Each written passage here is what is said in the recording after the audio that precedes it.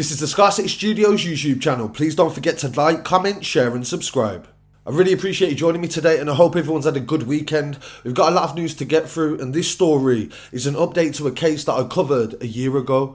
I went to the scene in Handsworth where Jamie Benbow was found dead inside his home, and this week 3 men have been convicted for his murder.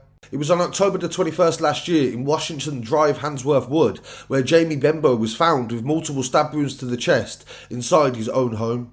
Following the trial at Birmingham Crown Court, Calvin McLeod, 38 years old from Oldbury, was jailed for 26 years. And his accomplices, Jerome Christie, 27 from Derby, was handed a 28-year sentence. And Revelle Hutchinson from Bartley Green, 26 years old, was jailed for 25 years, after they was all convicted of murder.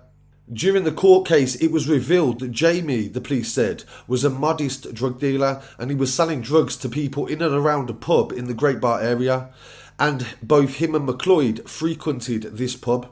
Jamie and McLeod knew each other, and Calvin said in court that he had known him for over 10 years and he'd been to his house hundreds of times. But for whatever reason, Calvin decided to betray Jamie and set him up to be robbed by Hutchinson and Christie, but the robbery led to murder. The police never found a real reason as to why they would want him dead, and they only can guess that the robbery had got out of hand and it resulted in him being killed. A substantial amount of money was taken from his home, and the police believed that drugs were also taken.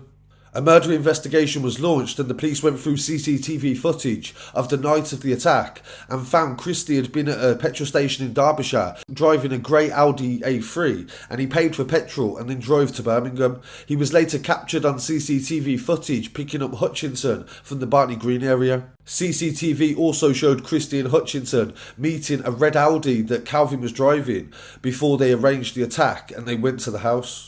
CCTV also caught Christie and Hutchinson climb out of the car in Bramley Drive and made their way over to Washington Drive. Both appeared to have their hoods up. They arrived at Jamie's home shortly after 11 PM, and 5 minutes later they were seen running away. CCTV saw a reflective item in one of their hands, and the police believed this was the reflection of a knife. They ran back to the grey Audi, got in and drove off. The handle to the knife was found in the hallway of Jamie's home, and the blade of the murder weapon was found in the kitchen. The blood on the handle had a connection to Christie, suggesting that he had handled the knife in the attack. Calvin McLeod was later arrested and interviewed, and in interview he said that he knew Jamie for many years and that he was a friend. But when the police interviewed Christie and Hutchinson, they said no comment throughout the whole interview. The jury listened to the evidence and found them guilty. And something that hasn't been discussed but is well documented from several years ago is the fact that Calvin McLeod had already been in jail for a violent attack. He was jailed in 2014 for 14 years for a brutal hammer attack on a mechanic in Winson Green. Birmingham Crown Court heard that he was 6 foot 2 inches and he was Sandwell's strongest man, so he had won a competition in the local area several years before. And he went to the workshop and attacked the mechanic because he refused to repair his mother's car. He was heard in court that he approached the man saying, "What did you say to my mom?" and then pulled out a hammer and started to ferociously attack him. He denied the attack, but he was ID'd in a parade, and then the police tried to track him down but they couldn't find him, and then he was jailed for wounding with intent to cause grievous bodily harm.